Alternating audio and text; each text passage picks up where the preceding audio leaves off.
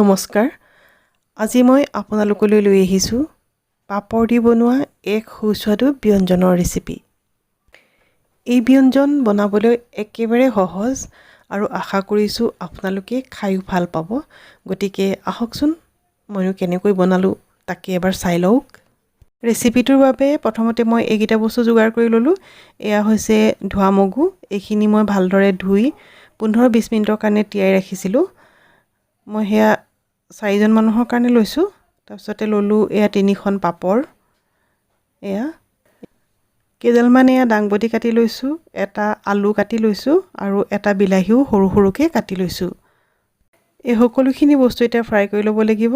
তাৰ বাবে গেছত কেৰাহী পাতি দি গৰম হ'বলৈ দিলোঁ আৰু কেৰাহী গৰম হোৱাত এয়া মিঠাতেল দিছোঁ। গৰম তেলত প্ৰথমতে পাপৰকেইখন এনেদৰে ভাজি ল'ম।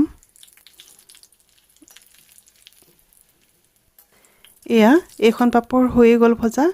এনেদৰে বাকী দুখন পাপৰো মই এইখিনি তেলতে ভাজি ল'ম। গোটেইকেইখন পাপৰ ভজা হৈ গ'ল। এতিয়া সেইখিনি তেলতে দিছোঁ আলুকেইডোখৰ। আলুকেইডোখৰ 1 মিনিটমান সময় এনেদৰে অলপ বেছি জুইত ফ্ৰাই কৰি ল'ম। তাৰপিছতে ইয়াতে দি দিছোঁ দাংবডিখিনি।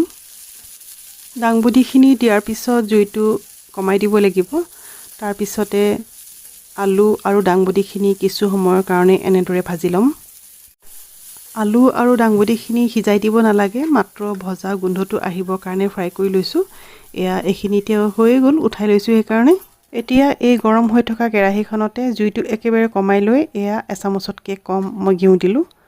তাৰপিছতে এই ঘিউখিনিতে দি দিছোঁ এয়া মেথি গুটি। জুইটো একেবাৰে কমাই ৰাখিব, নহ'লে ঘিউটো জ্বলি যাব। এতিয়া মেথি গুটিকেইটা ফটফটকৈ যেতিয়া ফুটিব তেতিয়া ইয়াতে দি দিম বিলাহীখিনি। বিলাহীখিনি এতিয়া লৰাই এনেকৈ অকণমান সময় ভাজি ল'ম। তাৰপাছতে ইয়াতে দিম নিমখখিনি। যিহেতু নিমখ দিলে খুব সোনকালে বিলাহীটো গলি যাব, কাৰণ বিলাহীখিনি গলিব লাগিব। এয়া নিমখ দিলোঁ। এতিয়া দি দিম জোখমতে হালধি। নিমখ হালধি দিয়াৰ পিছত বিলাহীখিনি এবাৰ ভালদৰে এনেকৈ লৰাই দিছোঁ, নহ'লে তলত লাগি যাব।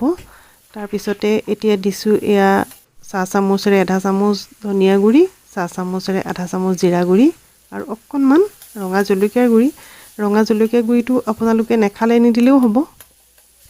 মছলাখিনি এনেদৰে লৰাই খুব ধুনীয়াকৈ ভাজি ল'ব লাগিব, কাৰণ মছলাখিনি ধুনীয়াকৈ ভাজিলেহে তৰকাৰীখন খাবলৈ বেছি সোৱাদযুক্ত হয়। যেতিয়া মছলাৰ পৰা ভজা গোন্ধটো ওলাব তেতিয়াই ইয়াতে দি দিব লাগিব দাইলখিনি, যিখিনি আমি তিয়াই ৰাখিছিলোঁ। সেইখিনিও এতিয়া মছলাখিনিৰ লগত ভালদৰে ভাজিব লাগিব। প্ৰিয় দৰ্শক, এই তৰকাৰীখন আচলতে বেছি পনীয়া হ'লে খাই ভাল নালাগে। গতিকে সেই অনুপাততহে আপোনালোকে দাইলটো দিব, বা আপোনালোকে যদি আলু বেছিকৈ দিয়ে তেতিয়াহ'লে দাইল কমকৈ দিলেও হ'ব। 5 মিনিটমান সময় মছলাখিনিৰ লগত দাইলখিনি ভজাৰ পাছতে এইখিনি ভজা হৈ গ'ল।